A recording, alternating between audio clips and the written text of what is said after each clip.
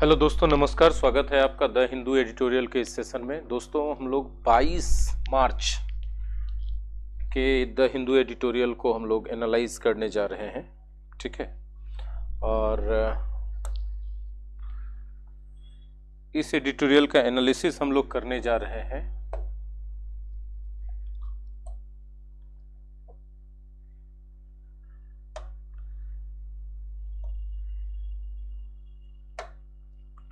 और एक मिनट जरा सा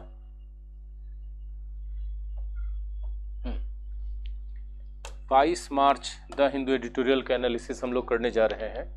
यह एनालिसिस हम लोग एडिटोरियल में यूज़ किए गए ग्रामर रूल्स, सेंटेंस स्ट्रक्चर्स और नए इंग्लिश वर्ड्स के बेसिस पे करेंगे। लेकिन इससे पहले हम बता दें, ये कोर्सेज जो हमारे यहाँ अवेलेबल हैं, ठीक, ये सारे कोर्सेज हमारे यहाँ इन क्लास भी अवेलेबल हैं। ठीक है, और साथ ही साथ ऑनलाइन मेरे ऐप माई एग्ज़ाम स्टडी पर भी अवेलेबल हैं real time live classes, interactive live classes में। आप ये ऐप डाउनलोड कर सकते हैं गूगल प्ले स्टोर से। तो चलिए शुरुआत करते हैं।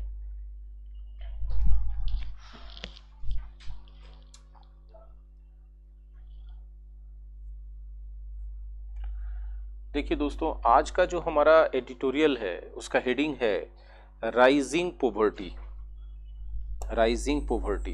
ठीक है, बढ़ती हुई गरीबी। गरीबी क्यों बढ़ रही है सबको पता है। गरीबी बढ़ने का कारण हमारे पास क्या है बच्चों? तो गरीबी बढ़ रही है पेंडेमिक के कारण, जो पूरी तरह से लॉकडाउन लग गया था, इंडस्ट्रीज, बिजनेस सब बंद हो गए थे, इसके कारण। देखिए लिखा है पेंडेमिक इंड्यूस्ड डिस्पैरिटीज हम सब लोग जानते हैं। अनलाइकनेस का क्या मतलब होता है? तो भाई साहब, अनलाइकनेस का मतलब होता है असमानता। असमानता कब होती है, कैसे होती है? तो भैया असमानता होती है यदि सामाजिक तौर पे देखा जाए तो असमानता का सिर्फ एक कारण हो सकता है शिक्षा का कमी या फिर आर्थिक व्यवस्था का दुरुस्त नहीं होना, अर्थव्यवस्था की कमजोरी। ये दो कारण हो सकते हैं। अब आइए इस वर्ड को सीखते हैं, पैंडेमिक इंड्यूस्ड क्या होता है? तो जो पैंडेमिक तो समझते हैं ना, ग्लोबल एपिडेमिक होता है, एक तरह का महामारी होता है। ये कोई भी ऐसा बीमारी जो पूरे विश्व में एक साथ फैल जाए उसको पैंडेमिक कहते हैं। और पैंडेमिक के कारण जो इंड्यूस किया गया, इंड्यूस करना का मतलब होता है काउज करना। इंड्यूस करना का क्या मतलब होता है? काउज करना। इसका मतलब होता है जेनरेट करना। ठीक है, इसका मतलब होता है प्रोड्यूस करना। ठीक है, मेरी बात समझेंगे। तो ये जो हम बोल रहे हैं आपको कि पैंडेमिक के द्वारा जो काउज किया गया डिस्पैरिटी है, मतलब पैंडेमिक के कारण जो असमानता समाज में बढ़ रहा है, जो गरीब है और गरीब होते गए, ठीक है, उस पर यह आर्टिकल है, उस पर यह एडिटोरियल है। इसका टैग लाइन क्या है देखिएगा, विद द स्पर्ट इन कोविड-19। स्पर्ट, ठीक है, स्पर्ट का मतलब होता है सडन इंक्रीज। स्पर्ट का क्या मतलब होता है? Sudden increase. तो विद द स्पर्ट इन कोविड-19 केसेस में होने वाले सडन इंक्रीज के साथ साथ the nascent economic recovery is under threat.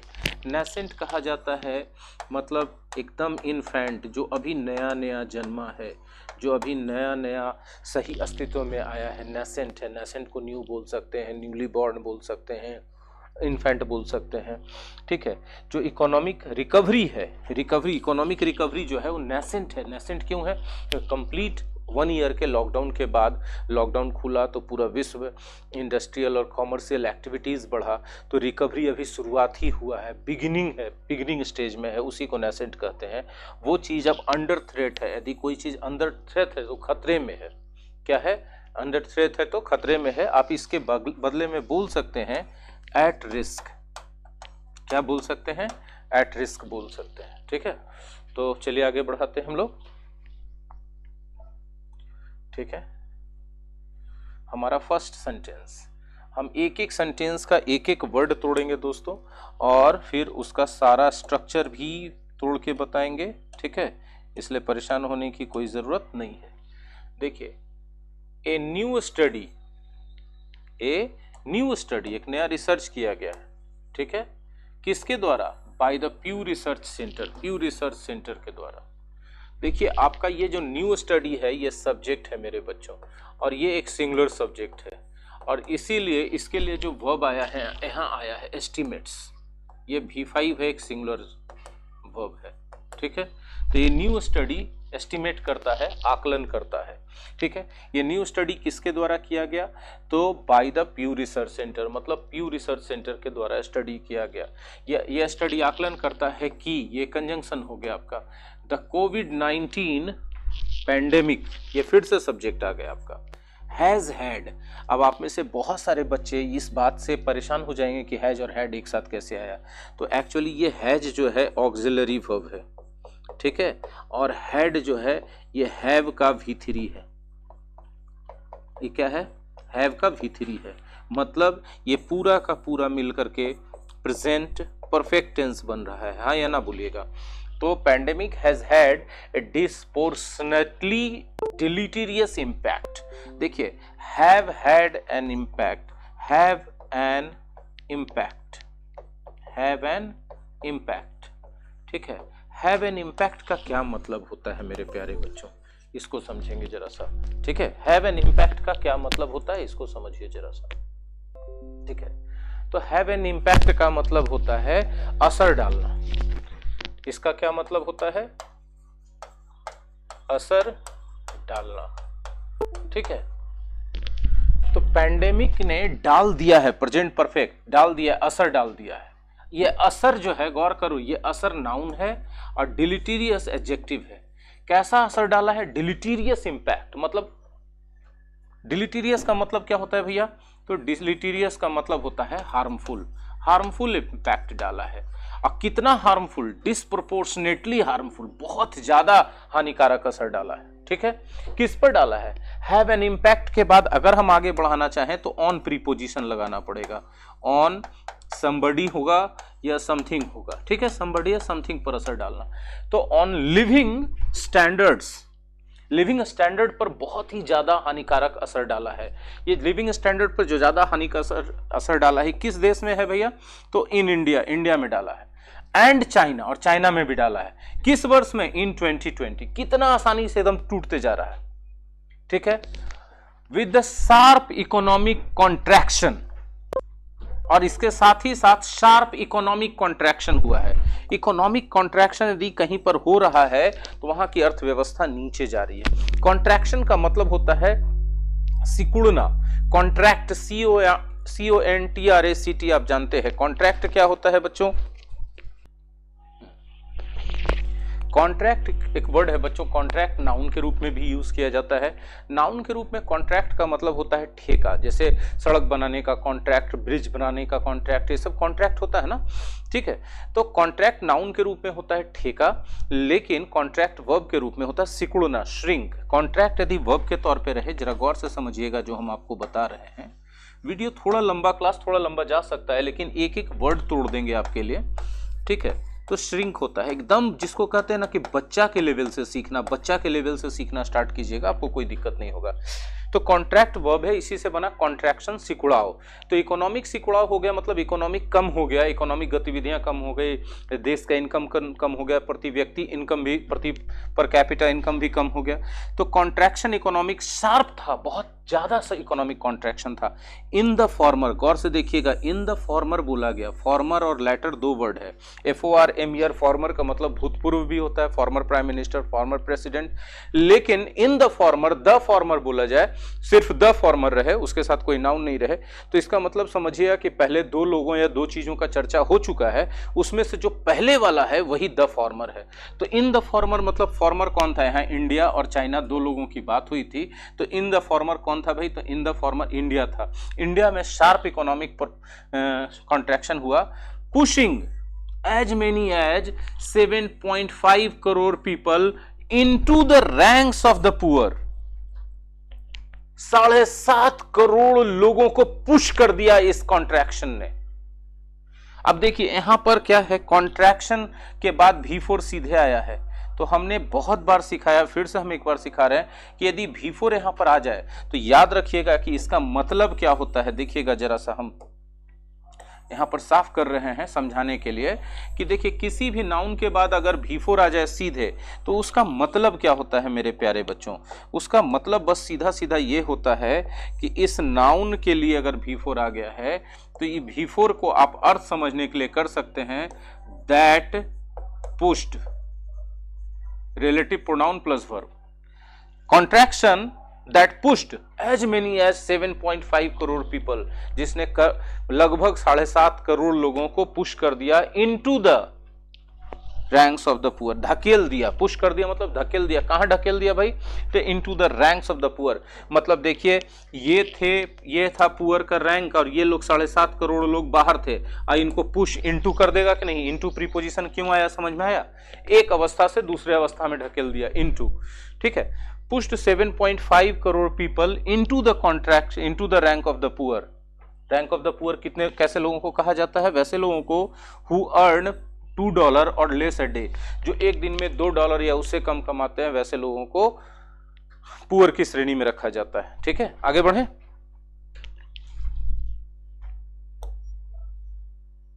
चलिए अगला सेंटेंस, बहुत छोटा सा सेंटेंस है लेकिन बहुत इंपॉर्टेंट सेंटेंस है, इसको समझना होगा। ठीक है, बहुत अच्छा सेंटेंस है। हम जितना देर में पेन चेंज करते हैं उतना देर में तो आप पढ़ लेते होंगे। इन कॉन्ट्रास्ट, इसके विपरीत, जो बातें अभी कही गई इसके विपरीत, द फिगर इज अबाउट, या उसके तुलना में, जो बात कही गई उसकी तुलना में, the figure is about 10 lakh in China, मतलब 7.5 करोड़ लोगों को इस इकोनॉमिक कॉन्ट्रैक्शन ने गरीबी रेखा के अंदर ढकेल दिया, जबकि चाइना में इसकी तुलना में मात्र 10 लाख लोग गरीबी रेखा के नीचे गए इस इकोनॉमिक कॉन्ट्रैक्शन की वजह से, जो पैंडेमिक इंड्यूस्ड है। क्लियर है? हुज इकोनॉमी, चाइना के लिए आया, हुज, जिसका इकोनॉमी स्लोड, धीमा पड़ गया, but continued to post growth, लेकिन लगातार ग्रोथ दिखाता रहा। पोस्ट ग्रोथ मतलब ग्रोथ दिखाता रहा। क्लियर है बात? यहां पर देखिए एक वर्ड है कंटिन्यू, कंटिन्यू के साथ भाई साहब 2 + V1 भी आप ला सकते हैं और V4 भी ला सकते हैं। ठीक है, चलिए आगे बढ़ते हैं। ठीक है, थोड़ा बड़ा सेंटेंस आया, क्या परेशान होना चाहिए आपको? बिल्कुल नहीं होना चाहिए परेशान। ठीक है, जब हैं हम आपके साथ मेरी जान, तो फिर क्यों होंगे आप परेशान? वाह वाह वाह वाह, क्या शेर है। देखिए, इन एब्सोल्यूट टर्म्स, यदि एब्सोल्यूट टर्म्स में बात करें तो the number of poor in India, जो संख्या है गरीब लोगों की भारत में, is posited to have swelled to 13.4 crore, मतलब अनुमानित है कि यह बढ़ करके, स्वेल्ड हो गया मतलब इंक्रीज्ड, स्वेल्ड हो गया मतलब इंक्रीज्ड हो गया। इंक्रीज्ड टू कितना? इंक्रीज्ड मतलब 2 का मतलब उस लिमिट तक पहुंचा, 13.4 करोड़ के लिमिट तक पहुंचा, रिवर्सिंग और उलट के रख दिया द गेन्स, उन वृद्धियों को, इंक्रीज को, made in the preceding 9 years. Preceding मतलब प्रीवियस, प्रीसीडिंग मतलब प्रीवियस, प्रीवियस के 9 ईयर्स में पलट के जितना भी गेन्स हुआ था, मतलब जितना भी वृद्धि हुई थी, जितना ग्रोथ हुआ था, उसको इस पैंडेमिक ने पलट के सीधे रख दिया, रिवर्स कर दिया। ठीक है, अब फिर से देखिए, रिवर्सिंग फिर V4 है तो आप यहां लिख सकते हैं दैट रिवर्स्ड। बोलिए रिवर्स्ड हमेशा पास्ट ही यहां पर आएगा सर V4 के बदले? नहीं, present perfect, present indefinite, past indefinite, उस सिचुएशन से समझना पड़ेगा कि कौन सा टेंस होगा। ठीक है, made in the preceding 9 years when the country cut the number of the poor, इन पिछले के 9 सालों में जब कंट्री ने कट किया था, कट किया मतलब रिड्यूस किया था, द नंबर ऑफ पुअर, गरीबों की संख्या को, बाय मोर देन 3/4, 3/4 से ज्यादा गरीबों की संख्या कम कर दी थी, मतलब उनका आमदनी बढ़ा करके $2 पर डे से ज्यादा कर दिया था, टू एन एस्टिमेटेड 7.8 करोड़ इन 2019। ठीक है, और यह संख्या जो है कट होकर के 7.8 करोड़ हो गई थी 2019 में। ठीक है, the population of the poor likely inched up to 40 lakh, matching the 2019 level. अब फिर से संख्या इंचअप करके बढ़ के 40 लाख के पास पहुंचने वाली है, जो 2019 के लेवल में था।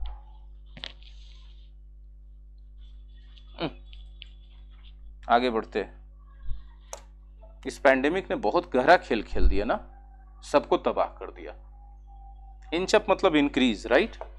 चलिए पेन बदलना पड़ता है, कोई नहीं, थोड़ा तो फ्लो।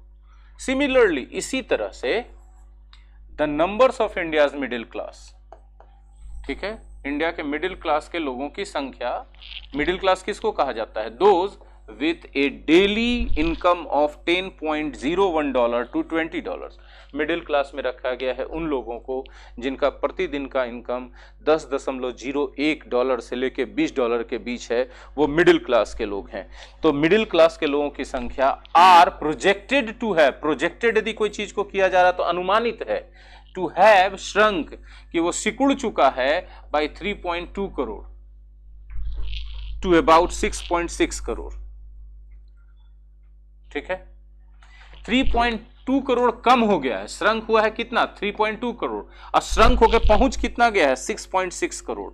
देखिए श्रंक बाई 3.2 करोड़ मतलब इतना संख्या कम हो गया, और 6.26 करोड़ मतलब 6.6 करोड़ पहुंच गया। मतलब पहले कितना था?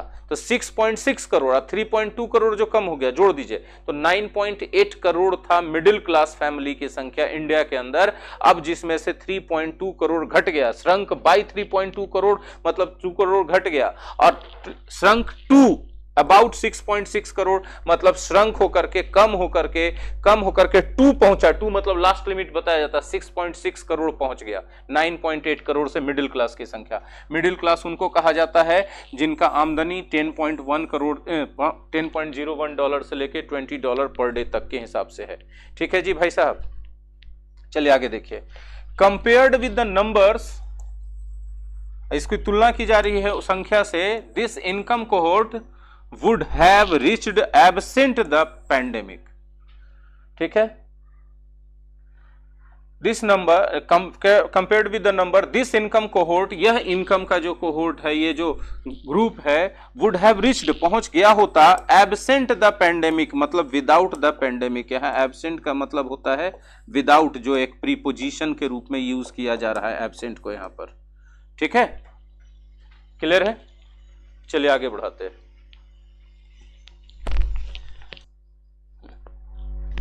अगले स्लाइड पर चलेंगे।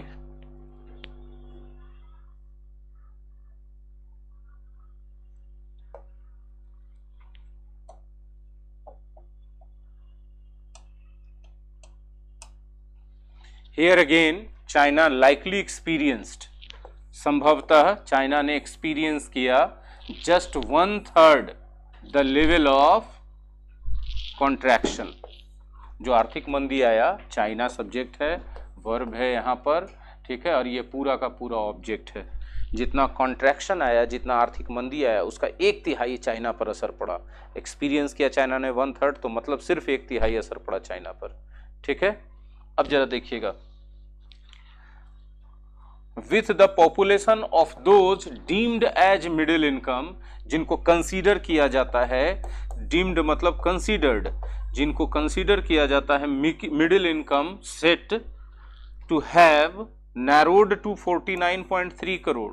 अब देखिए, जो हम मिडिल इनकम वाले लोग कहे जाते हैं, उसके बारे में ये कहा जा रहा है, कंसीडर किया जा रहा है कि टू हैव नैरोड, उनकी संख्या घटी है और घट के 49.3 करोड़ पहुंच गई है, compared with the pre pandemic projection of 50.4 crore. जो प्री पैंडेमिक प्रोजेक्शन था उनका कि मिडिल क्लास की संख्या 50.4 करोड़ तक जाएगी, लेकिन उनका संख्या पहुंचा है 49 पॉइंट। देखिए नैरोड टू प्रीपोजिशन आया मतलब इतना तक पहुंचा, अब बाई आता था मतलब उतना घट गया या उतना बढ़ गया, और 2 का मतलब घट या बढ़ के इतना तक पहुंचा, तो नैरोड हो गया तो मतलब घट गया 49.3 crore compared with the pre pandemic projection of 50.4 crore. 50.4 crore जो प्री पैंडेमिक प्रोजेक्शन था, अनुमान था, उसकी तुलना में देखा जाए तो 49.3 करोड़ पहुंचा उनका मिडिल क्लास वाले परिवार की संख्या। चलिए आगे बढ़ते हैं, ठीक है। द प्यू असेसमेंट, जो प्यू रिसर्च सेंटर है उसका असेसमेंट बताता है। क्या बताता है उसका असेसमेंट भाई? देखिएगा उसके असेसमेंट के बारे में क्या कहा गया। The Pew assessment which is based on an analysis, जो बेस्ड है एक एनालिसिस पे। एनालिसिस किसका? Of the World Bank's PovcalNet database. PovcalNet database पर जो आधारित है उसका रिसर्च, वो डज द प्यू असेसमेंट, देखिए सब्जेक्ट है डज, है ना, एक्नॉलेज। देखिए डज के साथ यहां पर V1 आया है, यानी एम्फैटिक बनाया गया है सेंटेंस को, प्रेजेंट इंडेफिनिट का एम्फैटिक। तो the Pew assessment does acknowledge, मानता तो है। ये प्यू असेसमेंट है क्या? तो एक रिसर्च है, एक एनालिसिस है जो वर्ल्ड बैंक के पोवकालनेट डेटाबेस पर आधारित है। तो इस प्यू असेसमेंट, ये प्यू असेसमेंट एक्नॉलेज करता ही है, मानता ही है। क्या मानता है? कि मल्टीपल एजम्पशंस, उन मल्टीपल एजम्पशंस को दैट इन्फॉर्म द स्टडी, जो स्टडी पर असर डालते हैं। यदि कोई चीज का रिसर्च किया जा रहा है, कोई चीज का अनुसंधान किया जा रहा है और कोई जानकारी मिलती है, तो उस रिसर्च या स्टडी को इन्फॉर्म करती है, मतलब उस पर असर डालती है। ठीक है, उसमें सूचना का आधार वही है। चलिए आगे बढ़ते हैं।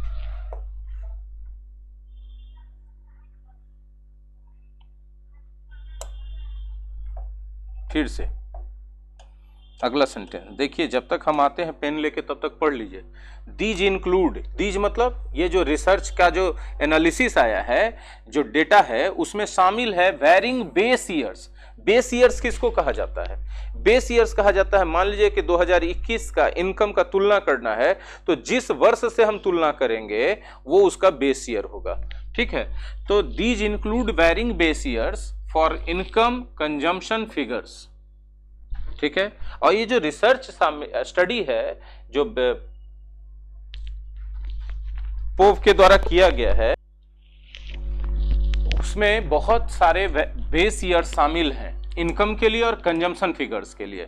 मतलब इनकम इस साल 2020 में घटा कि बढ़ा या 2021 में घटा कि बढ़ा, इन कंजम्पशन घटा कि बढ़ा, इसको कंपेयर करने के लिए वेरिंग बेस ईयर्स लिया गया, अलग अलग बेस ईयर्स लिए गए हैं with India's from 2011 and 2016 for China. India के लिए 2011 से बेस किया गया है, कंपेयर किया गया है, और चाइना का 2016 से कंपेयर किया गया है। तो जाहिर सी बात है 2011 से इंडिया का कंपेयर किया जाएगा तो अलग परिणाम आएगा। 2016 यदि दोनों देशों का कंपेयर किया जाता तो एक ही वर्ष से कंपेयर किया जाना चाहिए था, दोनों का अलग अलग वर्षों से कंपेयर किया गया है। चलिए आगे बढ़ते हैं। स्टिल, फिर भी,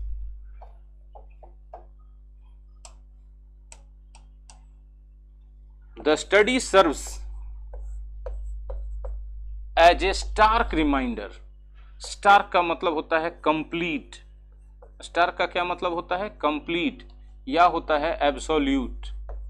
ठीक है, ये जो स्टडी है वो सर्व करता है, काम करता है एक स्टार्क रिमाइंडर के रूप में, एक एब्सोल्यूट रिमाइंडर के रूप में। रिमाइंडर उस चीज को कहते हैं जो आपको किसी चीज को रिमाइंड कराता है, याद दिलाता है। Reminder of the economic disparities, आर्थिक असमानता का रिमाइंडर के रूप में, both within India and at a comparative level with its northern neighbour. ठीक है, इंडिया के अंदर भी, ठीक है, एक रिमाइंडर कराता है कि इकोनॉमिक डिस्पैरिटी है, और एक लेवल तक नदर्न नेबर इसका जो है, इसका नदर्न नेबर कौन है? चाइना है, उसके साथ कंपेयर किया जा रहा है। चाइना के साथ भी इकोनॉमिक डिस्पैरिटी है, मतलब चाइना बहुत आगे, इंडिया बहुत पीछे है। चलिए आगे बढ़ते हैं।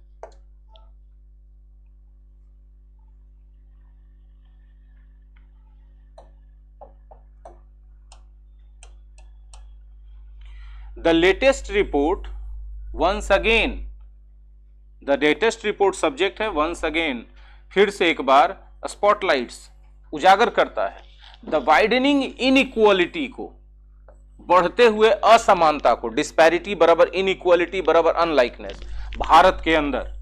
ठीक है, एक्सासर्बेटेड, एक्सासर्बेटेड का मतलब एग्रावेटेड, एग्रावेट करते हैं स्थिति को, तो मतलब स्थिति पहले से खराब था, अब आप उसको और खराब कर देते हैं। ठीक है, the latest report once again spotlights the widening inequality in India. ठीक है, ये जो लेटेस्ट रिपोर्ट है भारत के अंदर वाइडन होते हुए, बढ़ते हुए इनइक्वालिटी को दर्शाता है। और साथ ही साथ ये जो वाइडनिंग इनइक्वालिटी है एक्सरबेटेड हो गया, मतलब और खराब कर दिया गया स्थिति पैंडेमिक के द्वारा। As the lower income populations have disproportionately borne the brunt, ये एक फ्रेज है बच्चों, याद रखिएगा, bear the brunt of something, मतलब किसी चीज के कुपरिणामों को झेलना। Bear the brunt of something मतलब समथिंग के कुपरिणामों को झेलना, ठीक है, को झेलना। समझिए मेरी बात को जो हम बोल रहे हैं।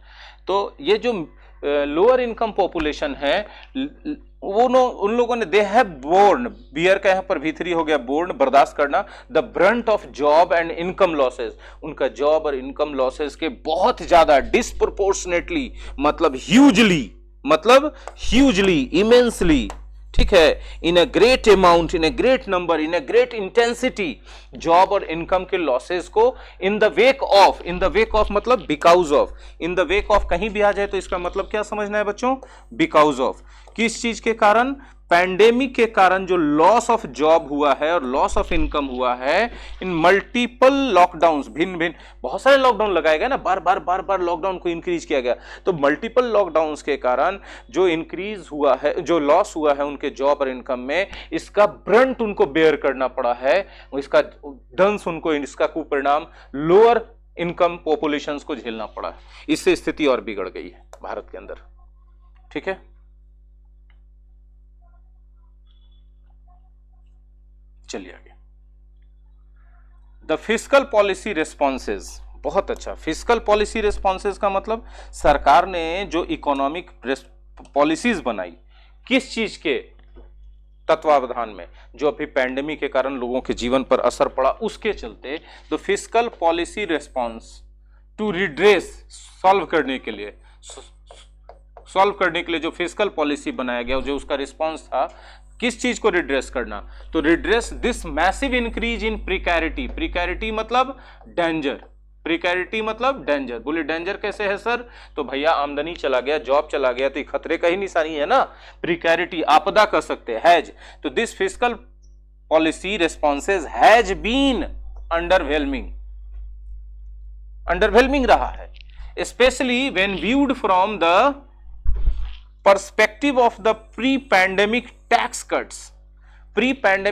कट्स के पर्सपेक्टिव से जब देखा जाएगा तो ये ओवरवेलमिंग रहा है, जो फिस्कल पॉलिसी रिस्पांस रहा है सरकार को। किस चीज के लिए ये रिस्पांस था, इस मैसिव इंक्रीज इन प्रिकैरिटी, जो खतरा बढ़ा, जो इकोनॉमिक आपदा बढ़ा, उसको रिड्रेस करने के लिए, उसको सही करने के लिए जो फिस्कल पॉलिसी रहा, उसका रिस्पांस अंडरवेलमिंग रहा, ओवरवेलमिंग नहीं रहा, अंडरवेलमिंग रहा। हम सोच रहे थे कि ओवरवेलमिंग हम बोल रहे थे, अंडरवेलमिंग रहा मतलब जितना उसका असर होना चाहिए था, जितना लोगों का उम्मीद था, वैसा नहीं हुआ। यदि ओवरवेलमिंग कोई चीज है तो बहुत ज्यादा आपकी भावनाओं पर असर कर रहा है, वो आपको भावनात्मक रूप से बहुत आंदोलित करके रख रहा है, लेकिन अंडरवेलमिंग है तो वैसा कुछ बात नहीं है, ठीक है।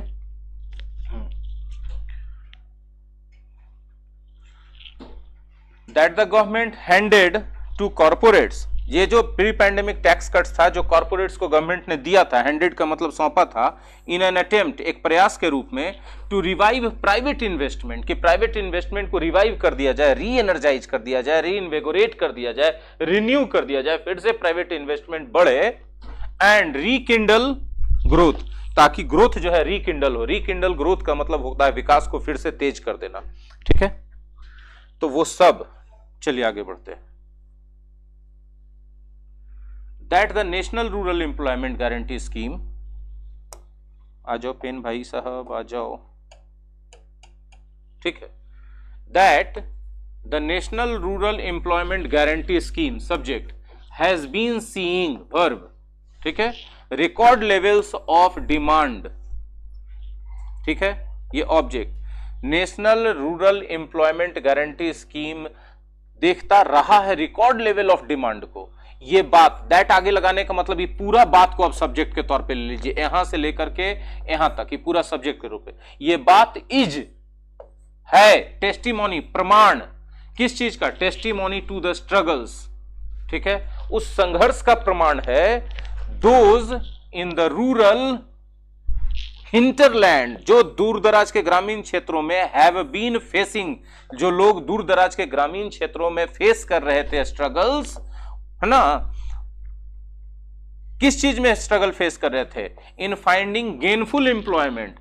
गेनफुल एम्प्लॉयमेंट का मतलब वैसा रोजगार जिससे 2 पैसा हो सके, घर चल सके, पेट भर सके, वो गेनफुल एम्प्लॉयमेंट है। Since the onset of the pandemic, onset का मतलब होता है बिगिनिंग, स्टार्टिंग, ठीक है, हाँ, स्टार्टिंग से, पैंडेमिक के स्टार्टिंग से जो गेनफुल एम्प्लॉयमेंट में संघर्ष का सामना कर रहे थे रूरल हिंटरलैंड में, ग्रामीण दूर दराज के क्षेत्रों में, उस स्ट्रगल का टेस्टिमोनी है यह बात कि national rural employment guarantee scheme लगातार उसका डिमांड रिकॉर्ड लेवल से बढ़ रहा था, ये बात, ठीक है।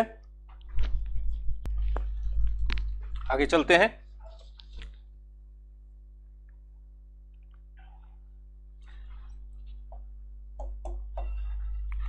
With the number of COVID-19 cases once again rising disconcertingly across the country, कोविड-19 के केसेस वंस अगेन बढ़ रहे हैं, डिसकंसर्टिंगली मतलब एकदम दिल तोड़ देने वाले गति से अक्रॉस द कंट्री, पूरे देश में। There is a clear and present danger that not only could any nascent economic recovery be stymied, जिससे कि न सिर्फ अभी जो नेसेंट इकोनॉमिक रिकवरी है वह न सिर्फ बांझ हो जाएगा, ना वो सिर्फ रुक जाएगा, even before it gains traction, इससे पहले कि वो गति पकड़े, बट इसके अलावा that the number of those sliding into poverty could jump dramatically, जो लोगों की संख्या बढ़ रही है गरीबी रेखा में जाने वालों की, वो ड्रामेटिकली बढ़ सकता है, बहुत भयानक तरीके से वो संख्या और बढ़ सकता है इस बढ़ते हुए नंबर के कारण। इसका मतलब फिर से लॉकडाउन लग जाएगा तो फिर इकोनॉमिक गतिविधियां रुक जाएंगी और वही होगा जो नहीं होना चाहिए। The policy responses to the rising wave of infections could well test, देखिए the policy responses to the rising wave of infection, यहां तक इन्फेक्शन तक सब्जेक्ट है तो, लेकिन मेन सब्जेक्ट है द पॉलिसी रेस्पॉन्सेज। ये जो पॉलिसी रेस्पॉन्सेज है कुड वेल टेस्ट, अच्छे तरीके से टेस्ट कर सकता है the government's lives versus livelihoods, playbook to the hilt, ठीक है।